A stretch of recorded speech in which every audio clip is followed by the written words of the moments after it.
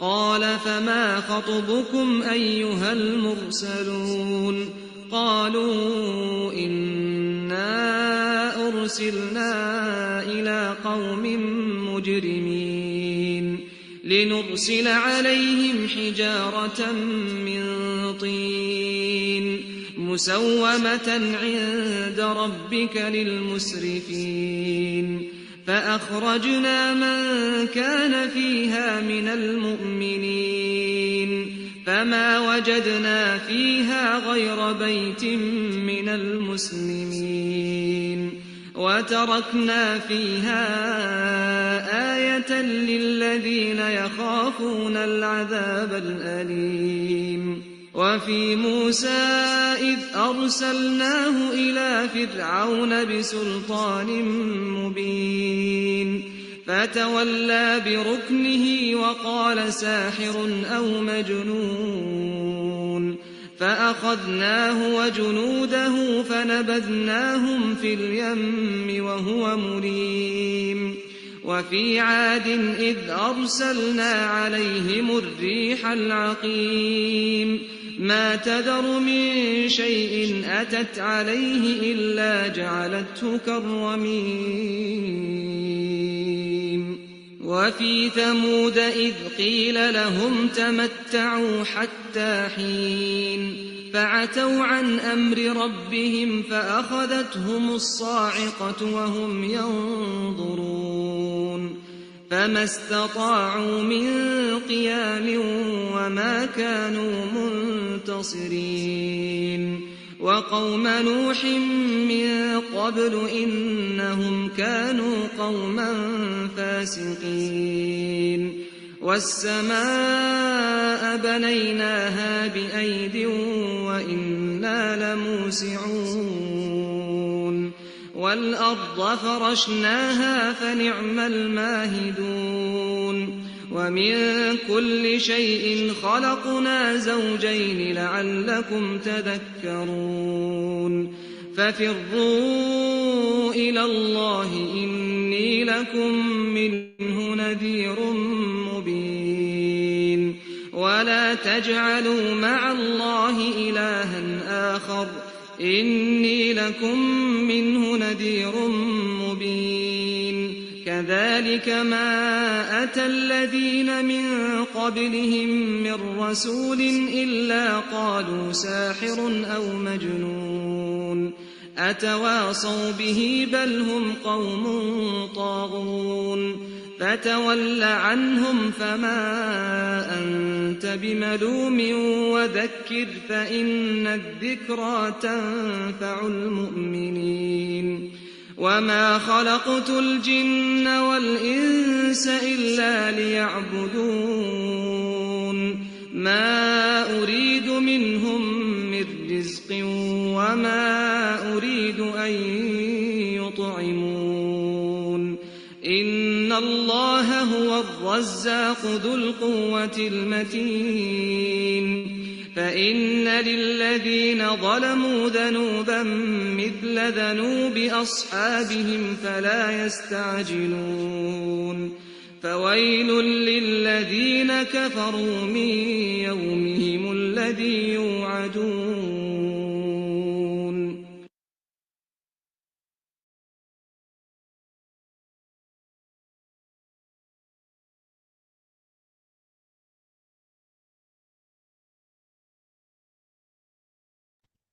اعوذ باللہ من الشیطان الرجیم بسم اللہ الرحمن الرحیم رب اشرح لی صدری ویسر لی امری واحلل عقدۃ من لسانی یفقہوا قولی رب یسر ولا تعسر وتمم بالخیر آمین یا رب العالمین۔ پیاری بہنوں، آج ہمارا انشاءاللہ دورہ قرآن کا جو ہے وہ 27واں روز ہے اور ہم اپنے 27ویں جز سے جو ہے اس کے جو ہے وہ کہہ لیں کہ مطالعہ شروع کرتے ہیں انشاءاللہ۔ آج کی اپنے جو ہمارا یہ سیشن ہے پورا دورہ قرآن کا، اس میں ہم اپنے 2 سپاروں کا جو ہے وہ مطالعہ خلاصہ جو ہے وہ دیکھیں گے انشاءاللہ، جز نمبر 27 اور جز نمبر 28 کا۔ تو اس لیے بہت ضروری ہے کہ آپ کے پاس جو ہے وہ تفہیم ہونی چاہیے یا کوئی نہ کوئی ترجمہ آپ اپنے پاس کھول کے رکھیے تو سب سے پہلے آغاز میں ہم اپنے جو مقاصد دورہ قرآن تھے ان کو تھوڑا سا دہرا لیتے ہیں یا ان پہ ایک نظر دیکھ لیتے ہیں، کیونکہ اب ہم انشاءاللہ بالکل تقریباً اپنے تکمیل دورہ قرآن جو ہے اس کے بالکل قریب پہنچ چکے ہیں۔ انشاءاللہ آپ سب نے میسج دیکھ لیا ہوگا کہ کل بروز جمعہ جو ہے وہ ہمارا تکمیل دورہ قرآن جو خلاصہ دورہ قرآن ہے وہ ہو جائے گا۔ اور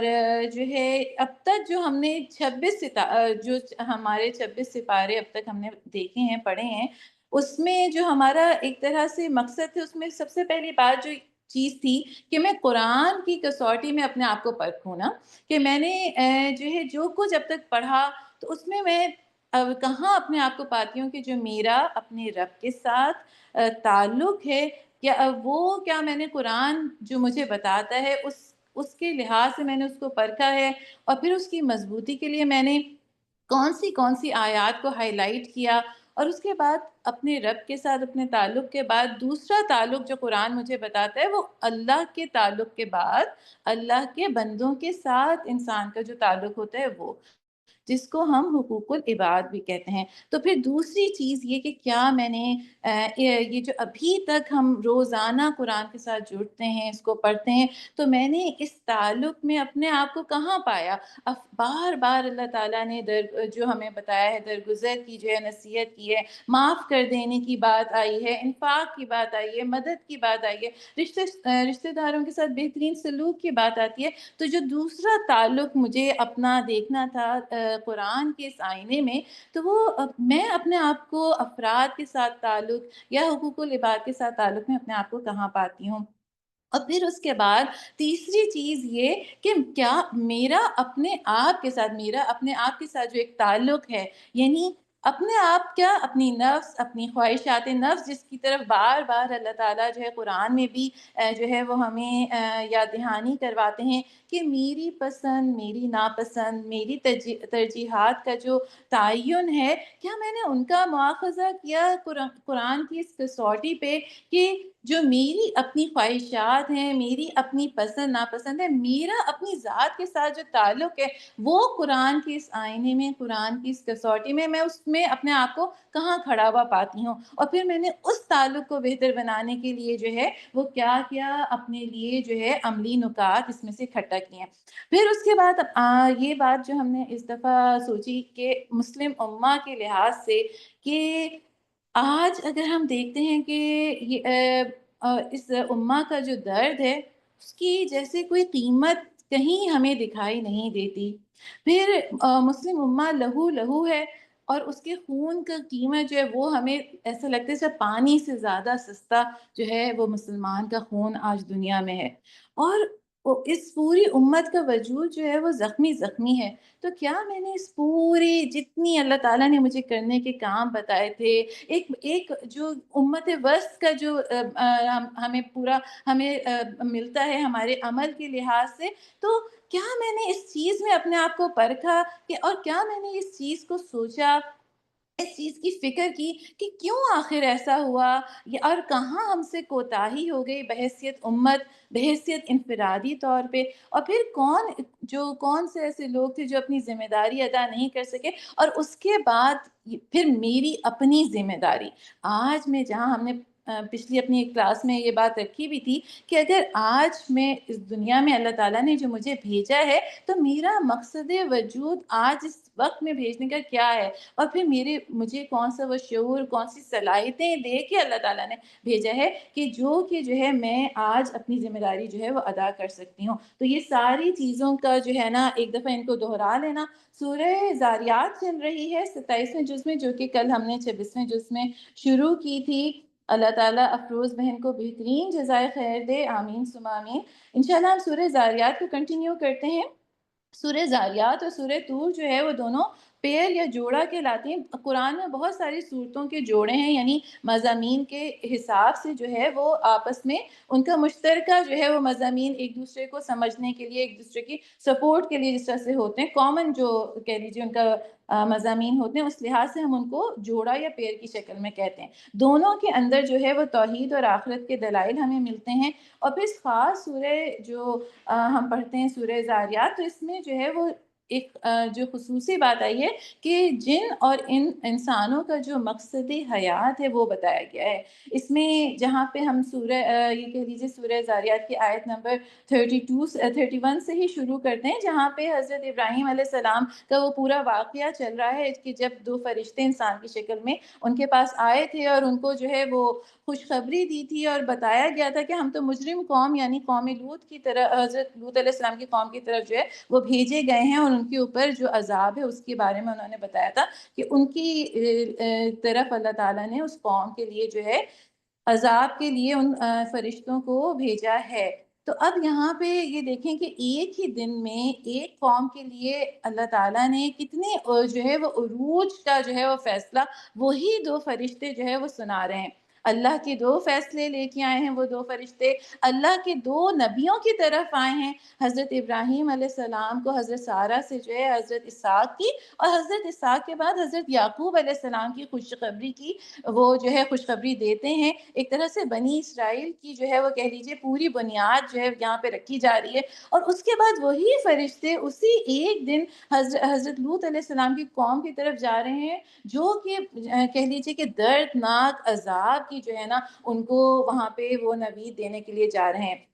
پھر اس کے بعد آگے حضرت موسیٰ علیہ السلام اور حضرت نوح علیہ السلام، دیگر انبیاء کا ذکر ہے جو کہ ہم قرآن میں کئی صورتوں میں دیکھتے چلے آ رہے ہیں، اور اس میں جو سب سے اہم بات ہمیں پتہ چلتی ہے کہ آخر بار بار ان قوموں کے کا ذکر کیوں کیا گیا کہ جو کہ کسی اپنی ایک برائی یا کسی بھی برائی کی وجہ سے جو ہے جن کو اللہ تعالیٰ نے پھر تباہی جو ہے ان کے مقدر میں لکھ دی گئی، کیونکہ جس طرح پیاری بہنوں کبھی ہم کسی بہت خطرناک سے راستے پہ سفر کر رہے ہوں تو ہم دیکھتے ہیں کہ جگہ جگہ ہر تھوڑی سے فاصلے کے بعد آپ کو وارننگ سائنز آنا شروع ہو جاتے ہیں کہ دیکھو آگے جو ہے وہ ایک خطرناک موڑ ہے، آگے جو ہے وہ ایک گھاٹی ہے، یا یہ کوئی ایسا راستہ ہے جو جنگل کے درمیان سے ہو کے گزرتا ہے، تو یہاں پہ کسی نہ کسی طرح کا کوئی جانور روڈ پہ آ سکتا ہے، تو یہ اس طرح کے وارننگ سائن۔ اسی طرح قرآن کو جو ہے وہ اللہ تعالیٰ نے ہدایت کے لیے امت، یہ پورے قیامت تک کے جو انسان ہیں ان کے لیے ہدایت اس میں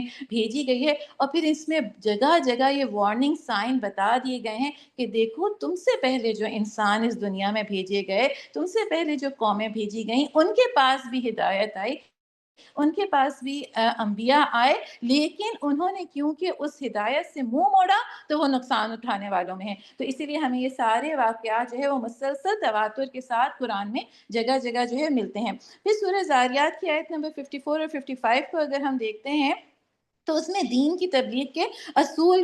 بتائے گئے ہیں کہ تم لوگوں کی تذکیر ضرور کرو گے، لیکن یعنی اللہ تعالیٰ نے جو ہمیں جس کام کے لیے بھیجا ہے اس دین کے ساتھ جوڑنے کے لیے، تو وہ تو یہ کام تو امر بالمعروف اور نہی عن المنکر کیے بغیر تو فلاح نصیب ہو ہی نہیں سکتی، لیکن اللہ تعالیٰ یہ بتا رہے ہیں کہ تمہارا یہ کام نہیں ہے کہ تم ایک گروہ کے ساتھ ہی اپنی پوری توانائی، تمام انرجی، تمام وقت چند لوگوں کی ہوئی اوپر لگا لو۔ تمہیں یہ دعوت دینی ہے، دین حق کی دینی ہے، لیکن اگر تم دیکھتے ہو کہ کچھ مخصوص لوگ، کچھ مخصوص گروہ یا کوئی ایک خاص فرد جو ہے مسلسل انکار کی طرف یا جو ہے چشم یعنی اس چیز کو نہیں سن رہا، اس کے دل پہ اس چیز کا اثر نہیں ہو رہا، تو پھر تم اس سے نہ اس شخص سے یا ان افراد سے یا اس یعنی یہ کہہ لیجیے اس گروپ سے جو ہے وہ چشم پوشی اختیار کر سکتے ہو۔ کیوں؟ کیونکہ اللہ تعالیٰ نے حق بتایا کہ اللہ کے دین کو تو غالب آنا ہی ہے، لیکن مسلسل کچھ ہی لوگوں کے ساتھ داعی اللہ جو ہے وہ اپنی انرجیز جو ہے وہ لگاتا رہے، یہ مناسب نہیں۔ اللہ تعالیٰ نے ہمارا کام اللہ کی بات پہنچا دینا ہے، اور پھر ہدایت دینا جو ہے وہ اللہ کا جو ہے وہ کام ہے، اور پھر اس کے بعد اللہ کے حکم سے یعنی ہدایت ملتی ہے۔ اور اس کے بعد آیت نمبر 50 جو ہے آیت نمبر اگر 50 آپ دیکھیں کہ پھر اللہ تعالیٰ کیا کہہ رہے ہیں کہ بس دوڑو، پھر تم جو ہے وہ بس دوڑو اللہ کی طرف، میں تمہارے لیے اس کی طرف سے صاف صاف اچھا یہ آیت نمبر 50 ہم بیچ میں مس کر گئے، 54 اور 55 پہ ہم پہلے چلے گئے. آیت نمبر 50 ہم دیکھ لیتے ہیں، بہت اہم آیت ہے کہ بس دوڑو اللہ کی طرف، میں تمہارے لیے اس کی طرف سے صاف صاف خبردار کرنے والا ہوں. یہاں اللہ تعالیٰ جو بات کہہ رہے ہیں کہ دوڑو جو ہے اللہ کی دوڑو اللہ کی طرف. دوڑ سے ہمارے ذہن میں کیا بات آتی ہے کہ یعنی جب انسان کسی بھی طرح کی کسی کمپٹیشن میں، کسی ریس میں حصہ لے رہا ہوتا ہے تو کس طرح فوکسڈ ہو کہ اپنی منزل کی طرف پوری قوت کے ساتھ جو ہے وہ دوڑ رہا ہوتا ہے. پھر وہ کسی طرح کی بھی ڈسٹریکشن سے جو ہے نا، وہ اپنے ٹارگیٹ سے، جو اس نے ٹارگیٹ سیٹ کیا ہوا ہوتا ہے اس کی رفتار میں کوئی چیز اس کے ارد، جو کہہ لیجیے اس کے ساتھ جو لوگ چل رہے ہیں ان کی رفتار اس کی دوڑ پہ کوئی اثر انداز نہیں ہو رہی ہوتی. پھر کون سست روی کا شکار ہے، اس سے اس کی رفتار پہ کوئی جو ہے وہ نہیں فرق پڑ رہا ہوتا. پھر اس کے بعد یہ کہ منزل اس کے سامنے ہوتی ہے، وہ فوکسڈ ہوتا ہے اور بغیر ڈسٹریکشن کے جو ہے وہ بالکل اپنی منزل کو فوکس کر کے دوڑ رہا ہوتا ہے. تو اللہ تعالیٰ بھی یہ کہہ رہے ہیں کہ اللہ کی طرف تمہیں بالکل فوکسڈ ہونا ہے، اور یہ دنیا کی جو زینت ہے، یہ ساری چیزیں تمہیں جو ہے بالکل بھی تمہارے لیے کسی طرح کی ڈسٹریکشن کا باعث نہ ہو. پھر آیت 54 اور 55 ہم دیکھ چکے ہیں کہ جس میں دین کے اصول بتائے گئے ہیں. 56 میں جو ہے کیا بات آ رہی ہے، میں نے جن اور انسانوں کو اس کے سوا کسی کام کے لیے پیدا نہیں کیا ہے کہ وہ میری بندگی کریں. یہاں پہ اللہ تعالیٰ نے اپنی دو مخلوقات انسان اور جنوں کو جو ہے ان کا مقصد زندگی بتا دیا ہے. آج پیاری بہنوں ہمیں اپنے دو جز دیکھنے تو آپ کے پاس ترجمہ کھلا ہونا چاہیے، یا اگر ترجمہ نہ بھی کھلا ہو تو آپ اطمینان کے ساتھ بیٹھ کے آیات کے ربط کو سمجھیں، جو صورتوں میں ہر صورت میں کچھ خاص مضمون کی طرف اشارہ کیا گیا ہے اس کو سمجھیے. اس سے دوسرے کوئی بھی چیز اگر مصروفیت آتی ہے تو اس کو تھوڑی دیر کے لیے روک کے انشاءاللہ کلاس کی طرف توجہ رکھیے.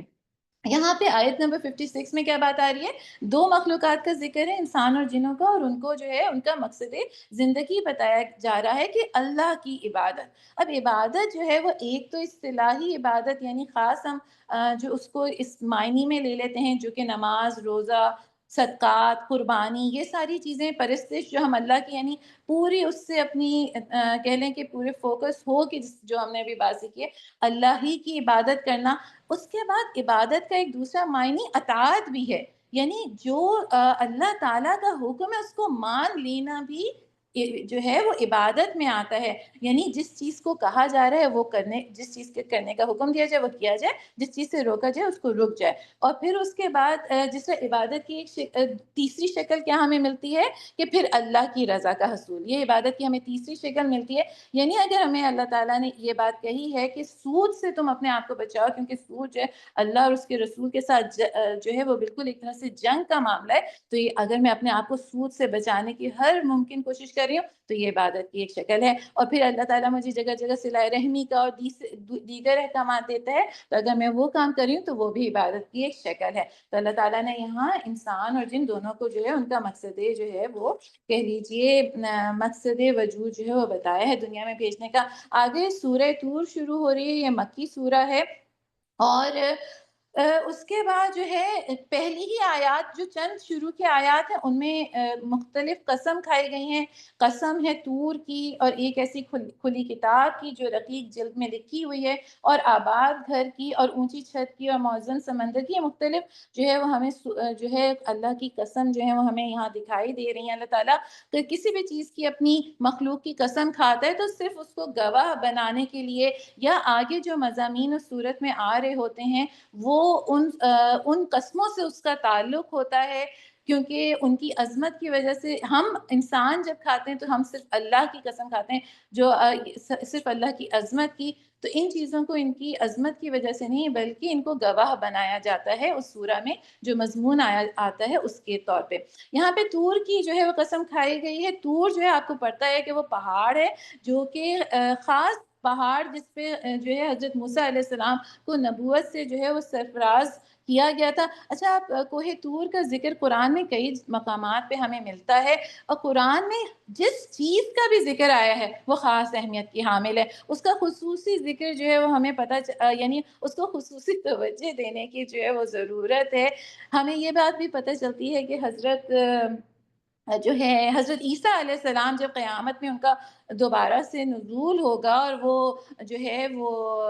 کہہ لیجیے دجال کا خاتمہ کریں گے، اور اس وقت کا یہ ہمیں منظر پتہ چلتا ہے کہ جب یاجوج اور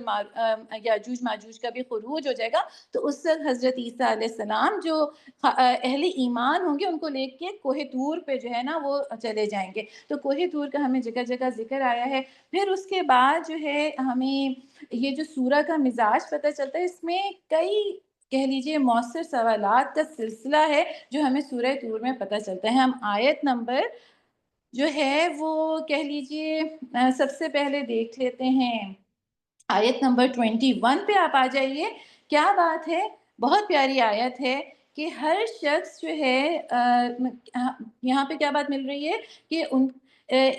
جو لوگ ایمان لائے ہیں ان کی اولاد بھی کسی درجہ ایمان میں ان کے نقش قدم پر چلی ہے، ان کی اس اولاد کو بھی ہم جنت میں ان کے ساتھ ملا دیں گے اور ان کے عمل میں کوئی گھاٹا نہ ہونے دیں گے، اور ہر شخص اپنے کسب کے عوض رہن ہے۔ یہاں پہ جو بات آ رہی ہے اللہ تعالیٰ کیا بتا رہے ہیں، ہر شخص جو کماتا ہے اس کے یعنی رہن کیا ہوتا ہے، گروی رکھنا ہوتا ہے نا۔ تو اللہ یہاں پہ جو جس چیز کے بارے میں اللہ تعالیٰ ہمیں بتا رہے ہیں کہ ہر شخص جو ہے نا وہ اپنے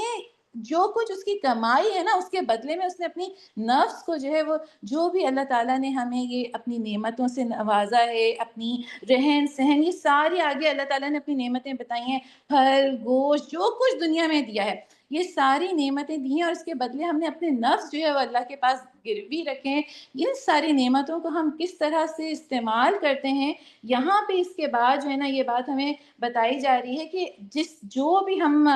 جس طرح سے اپنی زندگی گزاریں گے تو وہ نفس اللہ تعالیٰ کے پاس جو ہمارے گروی ہے قیامت کے دن اسی حساب سے وہ ہمیں جو چیز جو ہے وہ اللہ تعالیٰ ہمیں وہ درجات جو ہے وہ ہمیں ملیں گے۔ اور اس کے بعد کیا ہمیں ایک مسند احمد میں بھی ایک بات پتہ چلتی ہے جو یہاں پہ اس آیت میں بات بتائی گئی کہ ہم اس کی اولاد کو بھی جنت میں ملا دیں گے۔ تو اولاد کو صدقہ جاریہ بنانے کی کوشش کے اولاد کی دعا و استغفار سے جو آبا کے درجات ہیں یعنی ان کے آبا و اجداد کے درجات ان میں اضافہ ہوتا ہے۔ ایک شخص جبکہ جنت میں جس کے جو ہے وہ جنت میں درجے بلند ہوتے ہیں تو وہ اللہ سے اس کا سبب پوچھتا ہے۔ تو اللہ تعالیٰ فرماتے ہیں کہ تیری اولاد نے تیرے لیے جو ہے وہ مغفرت کی دعا کی اور اس کی وجہ سے تیرے جو ہے وہ درجات کو بلند کیا گیا ہے۔ یعنی ایک شخص کے جب جنت میں بس بات کیا ہے کہ دونوں جو ہے نا وہ ایمان کے نقش قدم پر چلنے والے ہوں، تو پھر اس کے بعد اولاد اور والدین کا ایسا تعلق بتایا گیا ہے۔ پھر آگے کی ہم آیت پہ اگر آتے ہیں، آخر میں سورہ طور میں جو ہے وہ صبر اور اس کی تسبیح کی جو ہے وہ تلقین کی گئی ہے۔ اگر ہم دیکھتے ہیں آخری آیت کی طرف ہم بڑھتے ہیں اس میں سورہ طور کی، تو اس میں کیا بات آ رہی ہے کہ اور بس تم رکیے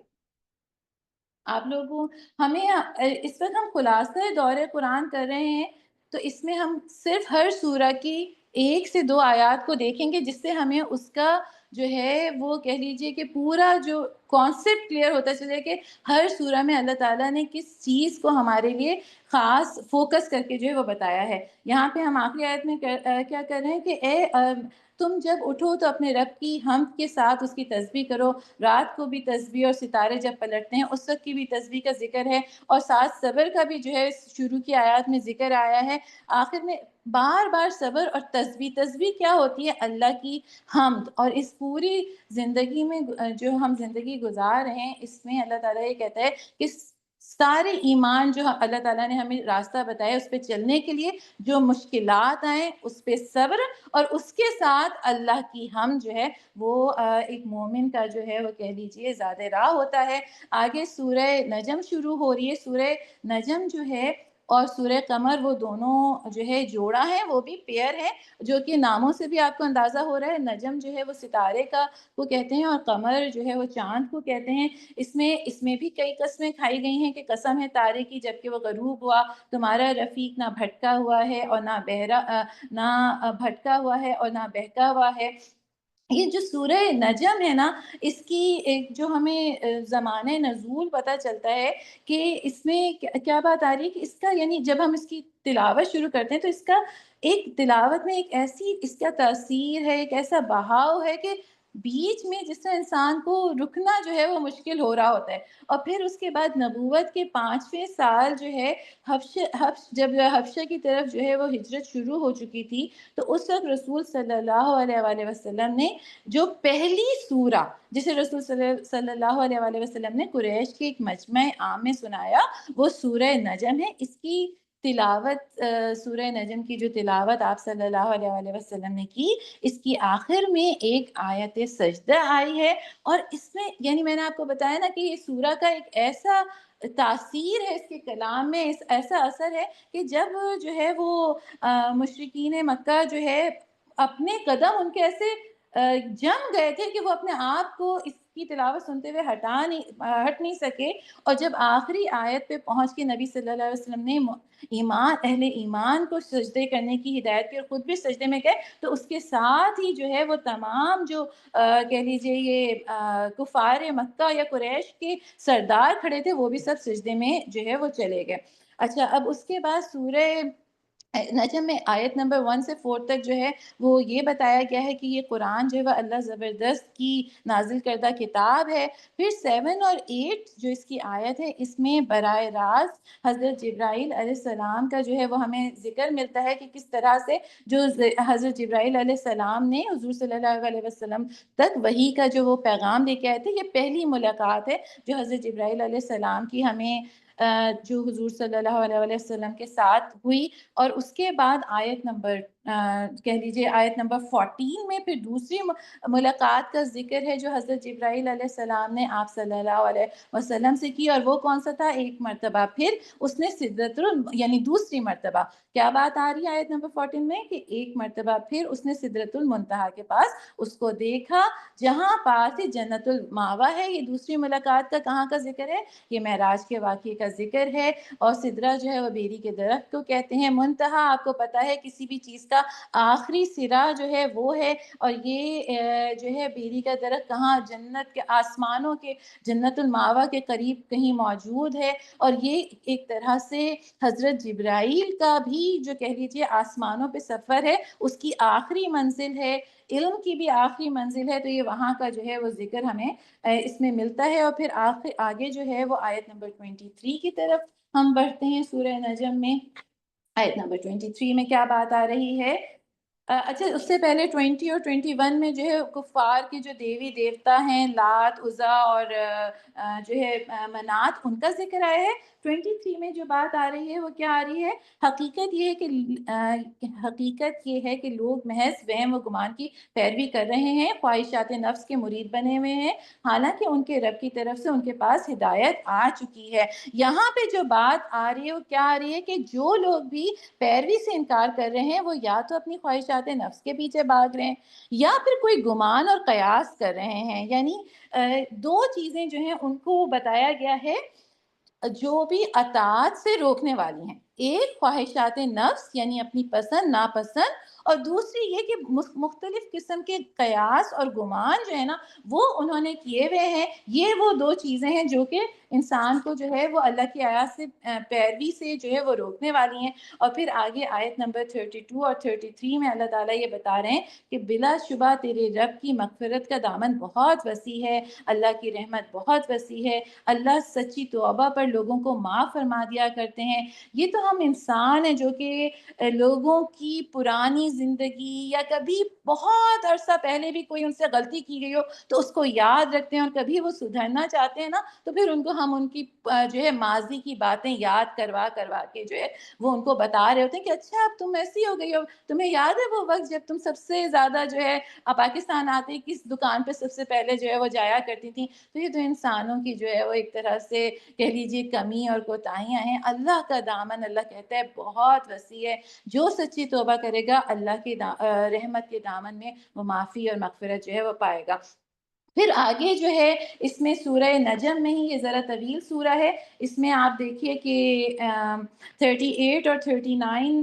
میں جو ہے وہ کہہ لیں قرآنی صحیفوں کا جو ہے وہ ذکر آیا ہے کہ یہ کوئی نئی کتاب نہیں ہے بلکہ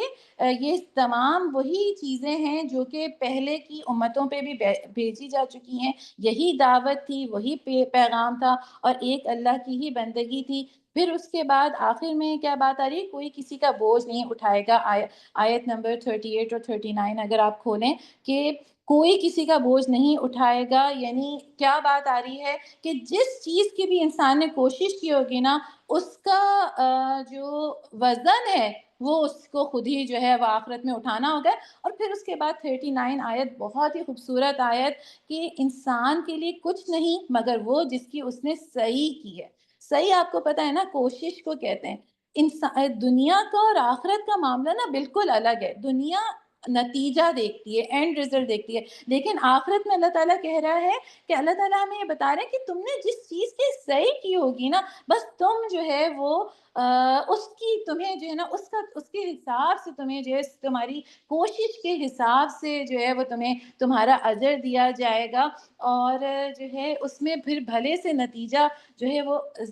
نکل کامیابی تمہیں ملی ہو یا نہیں ملی ہو، لیکن تم نے اگر کوشش کی ہوگی تو اللہ تعالیٰ کے پاس تم جو ہے وہ کامیاب ہوگے. اور پھر اس کے بعد آخری آیت آپ کو پتہ ہی ہے، آیت نمبر 61 اور 62 میں جو ہے جھک جاؤ اللہ کے آگے اور بندگی بجا لاؤ. یہاں پہ یہ آیت سجدہ ہے جو کہ کلاس کے بعد ہم ضرور کر لیں گے، یا اگر آپ لوگ ابھی کر سکتے ہیں تو کر لیجئے.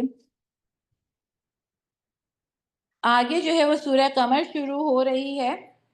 اس کے سورہ قمر جو ہے وہ بھی کہہ لیجیے، جس طرح سے میں نے آپ کو بتایا کہ یہ جوڑا ہے سورہ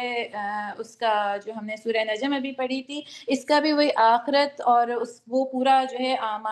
ہمیں پورا منظر جو ہے پتہ چلتا ہے. اور شروع ہی جو ہو رہی ہے نا وہ ایک طرح سے کفار کی ہر درمی کے حساب سے شروع ہو رہی ہے. اچھا، یہ شق القمر کا جو واقعہ ہمیں پتہ چلتا ہے وہ اس میں آئے گا. یہ شق القمر جو چاند 2 ٹکڑوں میں ہوا تھا، یہ واقعہ ہجرت سے 5 سال قبل مینا کے مقام پر جو ہے نا پیش آیا تھا، یعنی مینا کے مقام پر جو ہے وہ دیکھا گیا تھا. اور یہ تقریباً ہجرت سے 5 سال پہلے کا واقعہ ہے. اور کیا بات آ رہی ہے کہ قیامت کی گھڑی قریب آ گئی ہے اور چاند پھٹ گیا ہے. یعنی یہ کہ اس وقت جو شق القمر کا جو واقعہ ہے اس کو اللہ تعالیٰ یہ کہہ رہے ہیں کہ قیامت تو بالکل قریب آ گئی ہے. یعنی جو چاند کا پھٹنا تھا وہ قیامت کی بڑی نشانیوں میں سے ایک بتایا گیا. اور آگے کیا پہ کہا جا رہا ہے، آگے کی جو ہمیں آیات ملتی ہے کہ قیامت تو اپنے وقت مقرر پر آئے گی اور ایک ایک چیز جو ہے وہ لکھی جا رہی ہے. اور اس کے بعد کیا پھر بات آ رہی ہے کہ ہے کوئی نصیحت قبول کرنے والا. یہ ایک سوال ہے جو ہمیں اس سورہ میں بار بار ملے گا کہ قیامت تو ہر چیز لکھی جا رہی ہے، لیکن ہے کوئی پھر کوئی ہے نصیحت قبول کرنے والا. دیکھ لو کیسا تھا میرا عذاب اور کیسی تھی میری تنبیہات. ہم نے اس قرآن کو آیت نمبر اگر 17 کا ترجمہ آپ کھولتے ہیں، ہم نے اس قرآن کو نصیحت کے لیے آسان ذریعہ بنا دیا ہے. پھر کیا کوئی ہے نصیحت قبول کرنے والا. آج ہم 27ویں سپارے پہ پیاری بہنوں پہنچ چکے ہیں. ہم کتنا بڑا پورشن قرآن کا جو ہے وہ گزر چکے ہیں. اور کیا آپ کو کہیں پہ بھی یہ پورا پڑھتے ہوئے جبکہ ہم مسلسل صرف خلاصہ دیکھ رہے ہیں، کسی جگہ ایسا محسوس ہو کہ قرآن تو بہت مشکل ہے، اس کو تو ہم بغیر کسی گرامر سیکھے اور بغیر کسی وہ ساری چیزیں اس کے مفہوم کو مزید واضح کرتی ہیں. لیکن نصیحت کے لیے، نصیحت کی جو بات آ رہی ہے نا، نصیحت تو اس سے وہ شخص ہر جو سطح ذہن کا فرد ہے نا اس کے لیے اس میں نصیحت ہے. قرآن کی یہ ایک ایسی اللہ کا کلام ہے، ایسا زبردست کلام ہے جو کبھی اسکول بھی نہیں گیا ہو، جو اپنے کھیتوں میں کام کر کے کبھی کسی نے کچھ بھی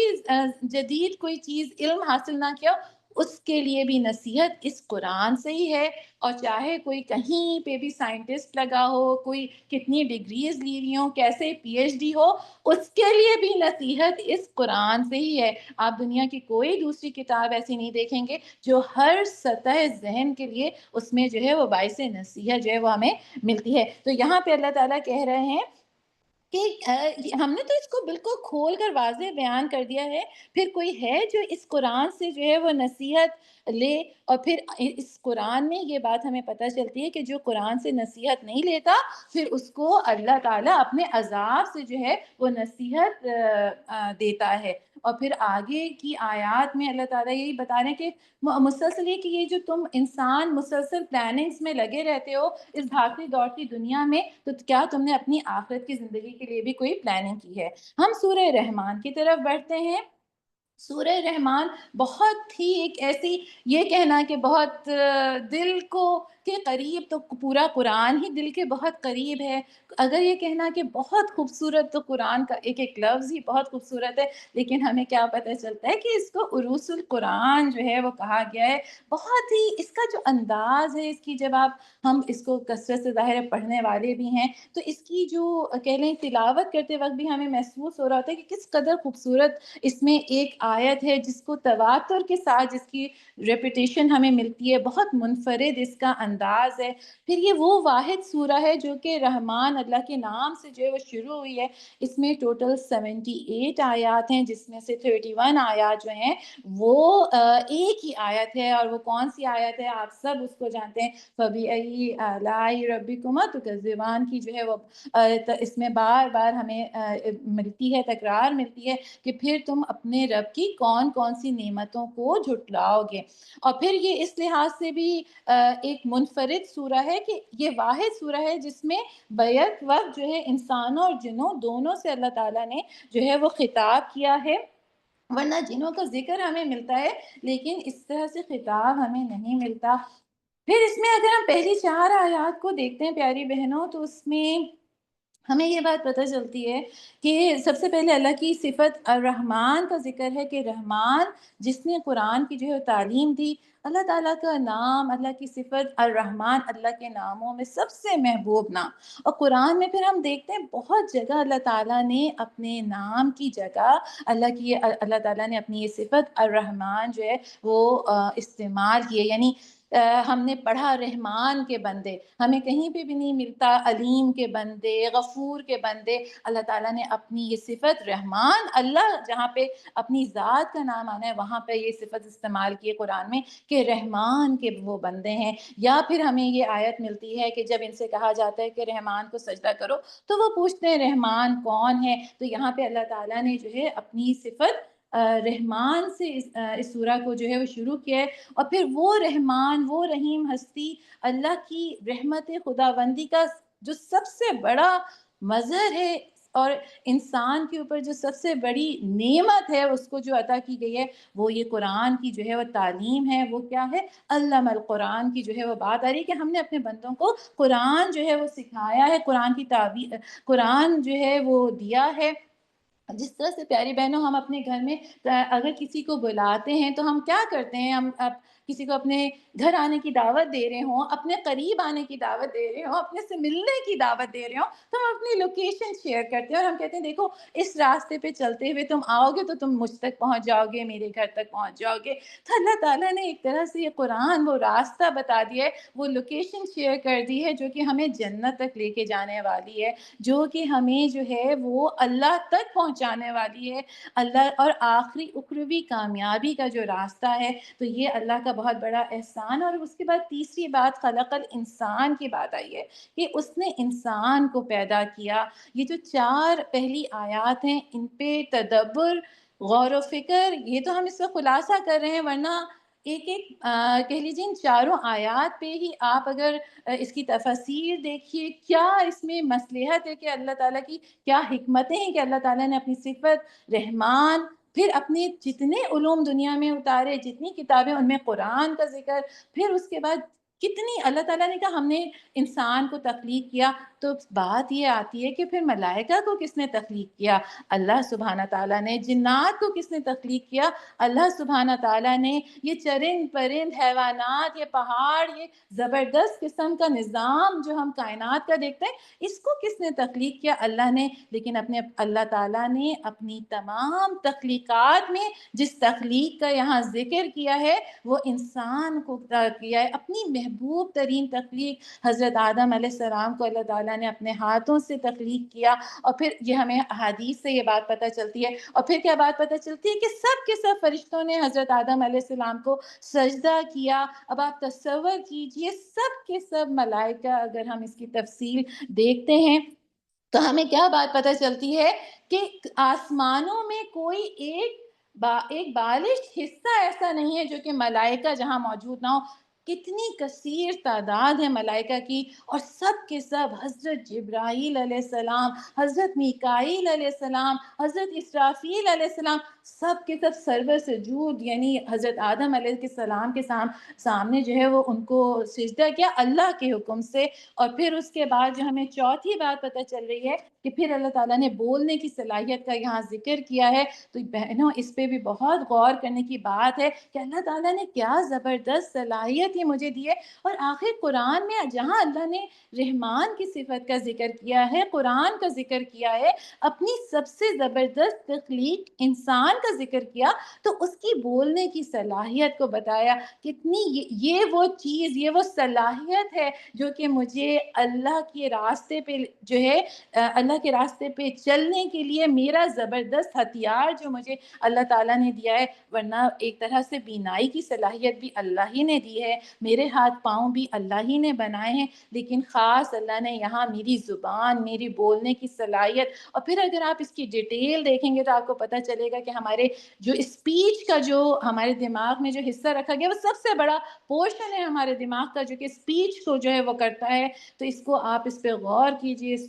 اس پہ تدبر کیجئے۔ اور اللہ تعالیٰ یہ کہتا ہے کہ اس چمن میں سب اپنی اپنی بولیاں بول رہے ہیں، لیکن سب سے بہترین بولی جو ہے وہ ان لوگوں کی ہے جو کہ اللہ کی بات جو ہے وہ بتاتے ہیں۔ پھر آگے آیت نمبر 7 اور 8 کو ہم صرف دیکھیں گے اور اس کے بعد ہم اگلی سورہ کی طرف روانہ ہوں گے۔ وہ کیا بات ہو رہی ہے کہ اللہ تعالیٰ نے پوری سورہ جو رحمان ہے نا، اس میں مختلف قسم کی کئی نعمتوں کا اللہ نے جو ہے وہ ذکر کیا ہے۔ یہاں پہ دونوں جو با اختیار مخلوقات ہیں، انسان اور جن، ان سے اللہ تعالیٰ یہ کیا ہمیں ان کو بتا رہے ہیں، آسمان کو اس نے بلند کیا اور میزان قائم کر دی۔ یہاں پہ پہلے سورج اور چاند ایک حساب کے پابند ہیں، تارے اور درخت سب سجدہ ریز ہیں، اپنی یہ پوری نشانیاں بتانے کے بعد میزان پہ قائم کیا۔ میزان پیاری بہنیں، اس کو ذرا سا جو ہے وہ سمجھنے کی جو ہے وہ ضرورت ہے کہ کس چیز پہ قائم کی گئی ہے۔ یہ جو آسمان کو بلند کیا گیا اور یہ پورا نظام کائنات ہے، یہ میزان یعنی توازن اور عدل جو ہے نا، اس میں یہ پورا کائنات جو ہے وہ نظام عدل پر چل رہا ہے۔ عدل کو لے کر چلنا بہت ضروری ہے۔ اور یہاں پہ مجھے جسٹس یعنی انصاف اور عدل کا فرق جو ہے، توازن کے ساتھ جو عدل ہوتا ہے اس کو بھی سمجھ لینا چاہیے۔ تو ہمیں یہ ساری حکمتیں سمجھ آ جاتی ہیں پھر کہ وراثت میں جو ہے وہ بیٹے کا 2 حصے اور بیٹی کے جو ہے وہ 1 حصہ کیوں ہے، یا گواہی کی جو بات آتی ہے، کیونکہ اللہ نے اس کائنات میں توازن کا جو معاملہ رکھا ہے۔ اللہ کی مخلوقات ہیں، مرد بھی اور عورتیں بھی اور دیگر جو چیزیں ہیں ساری، تو اس میں توازن، بیلنس کس طرح سے قائم ہوگا؟ یہ کائنات جو ہے وہ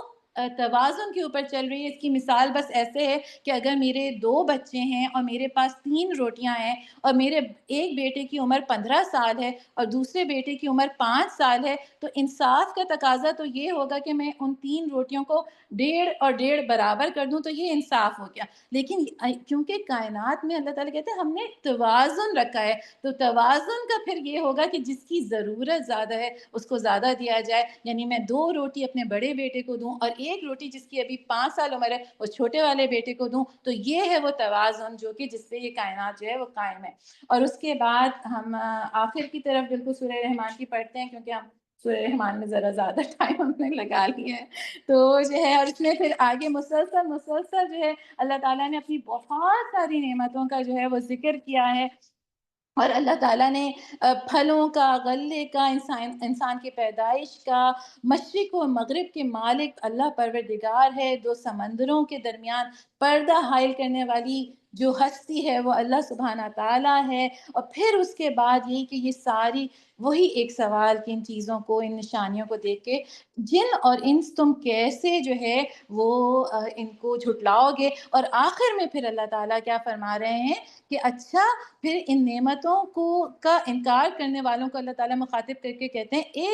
زمین کے بوجھو، جلد ہم تم سے حساب لینے کے لیے فارغ ہوئے جاتے ہیں۔ یہاں پہ پھر یہ جو ہے وہ روز جزا کے کتنے دن جو ہے اللہ کی اطاعت سے انکار کرو گے، اس کے بعد جلد ہی اللہ حساب لینے کے لیے فارغ ہوا جاتے ہیں۔ پھر سورہ واقعہ شروع ہو رہی ہے۔ سورہ واقعہ میں جو ہے نا وہ ہمیں حضرت عبداللہ بن عباس سے ملتی ہے روایت کہ صورتوں کی جو ترتیب حضرت عبداللہ بن عباس نے بتائی ہے وہ سورہ طٰہٰ، اس کے بعد سورہ واقعہ اور پھر سورہ شعراء۔ یہ اس زمانے کی جو ہے وہ سورہ ہے، جوڑا ہے سورہ رحمان کا۔ کئی لحاظ سے اس کے مضامین میں آپ کو مشترکہ چیز جو ہے وہ ملے گی۔ یہاں سورہ واقعہ میں انسان کے بہت سارے جو کانسیپٹس ہیں نا ان کو اللہ تعالیٰ نے ایک طرح سے ٹھیک کیا ہے، اور خاص طور پہ رزق کے معاملے میں ہم بہت سی ایسی چیز ہمارے پاس ایسی میسیجز آ رہے ہوتے ہیں کہ سورہ واقعہ پڑھنے سے رزق میں کشادگی ہوتی ہے، یا آپ عشاء کی اس طرح سے پڑھیں تو اس وقت پڑھیں اور جمعے کے دن پڑھیں یا فلانا۔ جو بھی کسی سورہ کے بارے میں اصل چیز کیا ہے، اس میں اللہ تعالیٰ نے یہ کانسیپٹ کلیئر کر دیا ہے کہ تمہارا کام صرف کوشش ہے، وہ رزق تم تک پہنچنا، وہ کتنا پہنچے گا، اس کو تم برت سکو گی کہ نہیں، اور اس سے تم کتنا فائدہ اٹھاؤ گی، یہ تو سب اللہ کے حکم سے ہے۔ اور اس کے بعد جو بات ہمیں سورہ واقعہ میں آگے پتہ چل رہی ہے، آیت نمبر آپ آ جائیے کہ آیت نمبر 6۔ سب سے پہلے تو ہم دیکھ لیتے ہیں کہ جو اس میں 3 گروہوں کا جو ذکر ہے وہ بہت امپورٹنٹ ہے۔ آیت نمبر 9، 10، 11 اور 12 میں جو ہے وہ بات آ رہی ہے، 3 طرح کے لوگوں کا ذکر ہے، سابقون کا، صالحین کا اور منکرین کا۔ سابقون کون ہوتے ہیں؟ جو کہ بہت مقرب اللہ کے فرشتے، بہت مقرب اللہ کے بندے ہیں، جو آگے سے آگے بڑھ کر کام کرنے والے ہیں۔ ہمیشہ اللہ تعالیٰ بتاتا ہے کہ ان کی تعداد میں وہ کم ہوں گے لیکن یکسو ہوں گے، حاضر ہوں گے۔ جب اللہ کے دین کو ان کی ضرورت ہوگی وہ آگے بڑھ کے جو ہے وہ آگے بڑھ کے اپنے آپ کو پیش کرنے والے ہوں گے۔ حضور صلی اللہ علیہ وسلم کے زمانے میں ہمیں مثالیں ملتی ہیں کہ اگر مال کی ضرورت تھی تو کوئی اپنے آدھے گھر کا سامان لے کے آیا، کوئی پورے گھر کا سامان لے کے آیا۔ اتنا تو مطلوب نہیں تھا، لیکن یہ سابقون کی نشانیاں ہیں کہ جتنا ان سے کہا جاتا ہے وہ اس فرض سے بڑھ کر جو ہے وہ کرنے والے ہوتے ہیں۔ فرائض سے بڑھ کے نفلی انفاق اور یہ ساری چیزیں ہمیں ملتی ہیں کہ جہاد کا حکم آ رہا ہے۔ سواری نہیں ہے تو رو رہے ہیں کہ کہیں سے ہمیں سواری کا انتظام ہو جائے، کیونکہ ہمیں حضور صلی اللہ علیہ وسلم کے ساتھ جہاد کے لیے جانا ہے۔ یعنی اگر ہم اس کو ایک طرح سے دیکھیں کہ یہ منیمم لیول پہ نہیں، میکسیمم لیول پہ کام کرنے والے لوگ ہوتے ہیں۔ اور پھر اس کے بعد سابقون کے لیے تو بہت ہی بڑی بشارتیں ہیں۔ پھر اس کے بعد صالحین کا بھی اس میں ذکر آیا ہے۔ صالحین بھی وہ ہیں جو بہت جن کو خوش نصیب بتایا گیا ہے، نیک ہیں اور اللہ کے راہ میں نیکی کرتے ہیں اور وہ بھی کامیاب ہوں گے۔ اور تیسرے جو ہے وہ منکرین کا ذکر آیا ہے، انکار کرنے والے۔ اور وہ انکار کرنے والے کون ہیں؟ بعض دفعہ زبان سے اور بعض دفعہ عمل سے۔ اور ان کے لیے ہمیں کیا بات بتائی گئی ہے کہ بہت ہی بد نصیب ہیں جو کہ جو ہے انکار منکرین ہوں گے اور جن کا آخرت میں کوئی حصہ نہیں ہوگا۔ اور اس کے بعد 64 سے 74 آیت تک سورہ واقعہ میں 4 طرح کی مثالیں بتائی گئی ہیں۔ ایک زندگی کا پورا سسٹم بتایا گیا ہے، انسان کی پیدائش کے مراحل بتائے گئے ہیں، کس طرح سے انسان اللہ تعالیٰ نے انسان کو اس کی تخلیق کے مراحل بتائے، کس طرح سے اس کی پیدائش ہوئی۔ پھر دوسری مثال جو آیت نمبر 64 سے 74 تک ہمیں ملتی ہے وہ بیج اور کھیت کی ہے، کہ کس طرح سے کسان بیج لگاتا ہے، پھر کھیتیاں آتی ہیں، پھر وہ درخت بنتے ہیں، ان میں پھل آتے ہیں۔ پھر تیسری مثال بارش کی آئی ہے کہ کس طرح سمندروں سے پانی جو ہے وہ بادلوں کی شکل میں، یعنی بادل کی شکل میں آبی بخارات جو ہیں وہ پورا اب ہم واٹر سائیکل پڑھتے ہیں، کس طرح سے وہ اٹھتا ہے اور پھر وہ پانی برستا ہے۔ اور پانی جو کہ انسانی زندگی کے لیے اتنی حیات ہے، یعنی اس زندگی ایک طرح سے انسان کی پانی کے اوپر ڈیپینڈ کر رہی ہے۔ اور پھر اس کے بعد پوری وہ آگے درختوں کا جو ہے وہ ہے کہ کس طرح سے ہم نے درخت بنایا اور اس سے تم آگ پیدا کرتے ہو۔ تو یہ ساری جو چیزیں ہیں اللہ تعالیٰ کہہ رہے ہیں تمہاری یہ پوری زندگی، یہ جو تمہاری زندگی ہے اس کو فیسیلیٹیٹ کرنے کے لیے، اس کو آسائشات دینے کے لیے، نعمتیں دینے کے لیے، اس پوری کائنات کا نظام کو چلانے والی کون سی ذات ہے؟ اللہ کی ذات ہے۔ تو بس پھر رزق کے معاملے میں بھی تم اللہ ہی پہ بھروسہ کرو۔ کوشش کرنا تمہارا کام ہے، اس سے نفع کتنا ہوگا، برتنا کتنا ہوگا، کتنا میرے پاس آ جائے گا، کتنا میں استعمال کر سکوں گی، یہ طے کرنے والی ذات جو ہے وہ اللہ کی ہے، اور اسی پہ پھر مجھے بھروسہ کرنا ہے۔ اور پھر اس کے بعد آگے اس میں بھی بس اے نبی صلی اللہ علیہ وسلم اپنے رب عظیم کی تسبیح کرو۔ آپ یہ جو 27، 28، 29، 30 سپارہ دیکھیں گی، اس میں بار بار تسبیح کا جو ہے وہ ذکر ہمیں ملتا ہے۔ اپنے رب کریم کی تسبیح کرو، حمد بیان کرو، اس کی تعریف اور اس کا شکر۔ ہم ایک مومن کی زندگی ان دو چیزوں کے بغیر نامکمل ہے، اپنے رب کی شکر اور اپنے رب کی یاد اور اس کی جو ہے تعریف، یعنی جو کچھ مجھے ملا ہے ہر چیز اللہ کی عطا کردہ ہے۔ سورہ حدید کی طرف بڑھتے ہیں۔ سورہ حدید جو ہے اس کا زمانہ نزول غزوہ احد اور صلح حدیبیہ کے درمیانی عرصے میں یہ سورہ حدید جو ہے وہ نازل ہوئی ہے، اور اس کی شروع کی آیات کیا ہیں؟ اللہ کی تسبیح۔ دیکھیں یہ بھی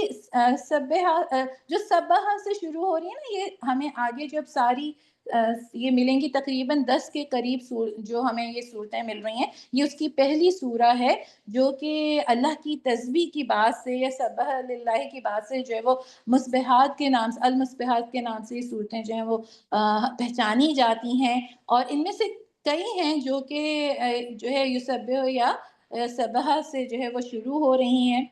اور یہ تمام مدنی صورتیں ہیں۔ اور اس میں ہمیں یہ ایک اس کی تعریف پتہ چلتی ہے جو اگلی 10 صورتیں آ رہی ہیں، کہ یہ جو طویل مدنی صورتیں ہمیں ملی ہیں قرآن میں، ان سب کا اگر خلاصہ ہم دیکھتے ہیں، جس طرح اس وقت ہم جز کا یا ایک سپارے کا خلاصہ پڑھ رہے ہیں نا، کہ اس کے بس جو امپورٹنٹ نکات ہیں ان کو دیکھتے ہوئے یاد دہانی کرتے ہوئے جو ہے وہ تیزی کے ساتھ چل رہے ہیں، تو جتنی مدنی صورتیں ہمیں شروع میں ملی ہیں، ان کے جو سارے احکامات ہیں ان کا خلاصہ ان 10 صورتوں میں ہمیں ملتا ہے۔ ایک یہ بھی مفسرین کی رائے جو ہے وہ ان صورتوں کے بارے میں پائی جا رہی ہے۔ یہاں پہ پھر کیا بات آ رہی ہے؟ اللہ کی تسبیح، ہر اس چیز نے جو زمین اور آسمانوں میں ہے، اور وہی زبردست اور دانا ہے، اور اللہ کی سلطنت کا مالک، یعنی اللہ کی بادشاہی کا ذکر ہمیں جو ہے وہ پورا کا پورا ملتا ہے۔ آیت نمبر 1 سے لے کے آیت نمبر 3 تک ہمیں ملتا ہے۔ پھر اس کے بعد جو بات آ رہی ہے وہ کیا بات آ رہی ہے آگے آیت نمبر اس میں جو ہے ایک آیت نمبر 6 میں جو ہے وہ پھر مال کے